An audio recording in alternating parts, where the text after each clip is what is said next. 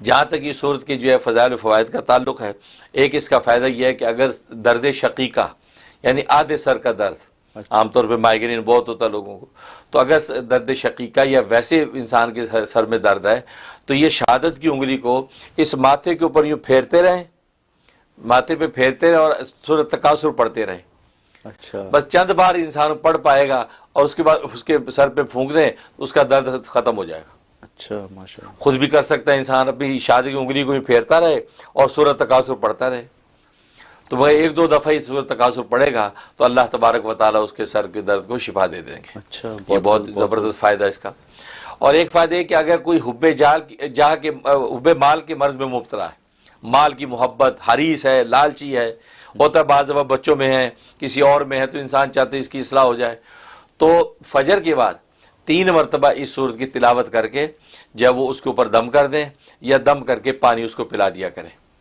اگر وہ خود چاہتا ہے کہ مال کی اس قدر محبت ہو، حرص لالچ میرے اندر نہیں ہونی چاہیے، تو وہ فجر کے بعد 3 مرتبہ روزانہ یہ سورۃ تکاثر پڑھ کے اپنے سینے پہ دم کر لیا کرے، تو اللہ تبارک و تعالیٰ مال کی محبت کی جو حرص ہے وہ ختم کر دیں گے۔ اچھا ماشاء اللہ۔ اور یہ 71 ڈیز کی نیت سے وہ عمل کر سکتا ہے۔ تیسرا اس کا فائدہ یہ ہے کہ کسی میں کنجوسی ہے، بخل ہے،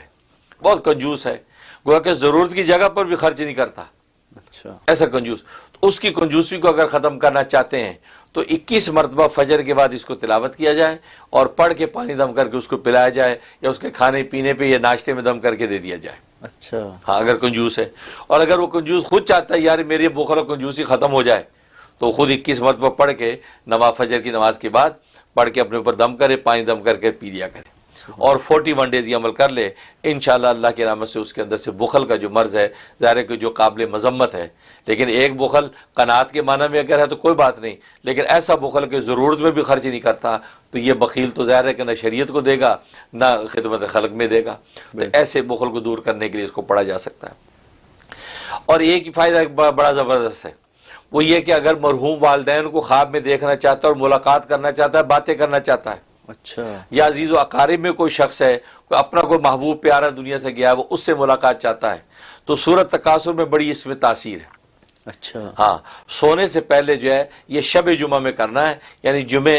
اور جمعرات کے درمیان کی جو رات ہے شب جمعہ، تو شب جمعہ 113 مرتبہ پڑھنا ہے، 113 اچھا 113 مرتبہ پڑھنا، اول آخر 11 مرتبہ درود شریف، یہ پڑھ کے اپنے پر دم کرے اور دعا کر لے کہ یا اللہ فلاں جو مرحوم ہے اس سے میری ملاقات ہو جائے اور میں اس سے باتیں کرنا چاہتا ہوں، تو اللہ تبارک و تعالیٰ اسی رات اس کی ملاقات کرا دے۔ سبحان اللہ۔ اگر اسی رات نہ ہوئی تو اگلے شب جمعہ سے پہلے ملاقات ہو جائے گی۔ اچھا بہت تو یہ بہت زبردست فائدہ، اور لوگ چاہتے ہیں، بہت سے لوگ چاہتے ہیں اپنے والدین سے مرحوم سے ملیں یا اپنا کوئی عزیز پیارا اس سے ملاقات ہو، تو یہ جو عمل کریں 113 مرتبہ انشاءاللہ بہت مجرب اور نافع ہے۔